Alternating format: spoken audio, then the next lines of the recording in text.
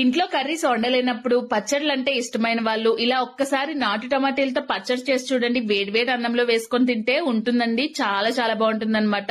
నెల రోజులు నిల్వ ఉంటుంది. ఫ్రిడ్జ్ లో అయితే ఎన్ని రోజులైనా ఉంటుంది. తప్పకుండా ట్రై చేయండి. టమాటీలు కూడా చాలా తక్కువ కాస్ట్ లో ఉన్నాయి కాబట్టి ముందుగా ఒక 2 కేజీలు నాటు టమాటీలు తీసుకొని కడిగి వాటిని తడి లేకుండా తుడుచుకోండి. తర్వాత 2 స్పూన్స్ చొప్పున ఆవాలు మెంతులు కూడా ఫ్రై చేసుకొని మిక్సీ చేసి పక్కన పెట్టుకోండి. ఇప్పుడు తడి లేకుండా ఒక గిన్నెలోని టమాటో పీసెస్ ని అలాగే 70 గ్రాముల చింతపండుని వేసి ఉడికించుకోండి. అది బాగా కలిసిపోయి బాయిల్ అవుతుంది అనమాట. దాన్ని చల్లార్చిన తర్వాత 1 కప్పు కారం, 1 కప్పు ఉప్పు, గుప్పెడు వెల్లుల్లి రెబ్బలు, మెంతులు, ఆవాల పొడి ఒక 3 స్పూన్స్ వేసుకొని బాగా కలుపుకొని మిక్సీ చేసి మెత్తని పేస్ట్ లా చేసి పక్కన పెట్టుకోండి. ఇప్పుడు దాన్ని తాలింపు పెట్టుకోవాలన్నమాట. కడాయిలో 1 కప్పు ఆయిల్ వేసుకొని వెల్లుల్లి రెబ్బలు, కరివేపాకు, పోపులు, ఎండుమిర్చి వేసుకొని ఫ్రై అయిన తర్వాత మెత్తగా పేస్ట్ చేసి పెట్టుకున్న టమాటీ పేస్ట్ ని అందులో వేసి ఒక 10 మినిట్స్ మనం వేయించామంటే మనకి మంచి టేస్ట్ తో టమాటీ పచ్చడి రెడీ అయిపోతుందండి. టేస్ట్ అయితే అద్భుతం.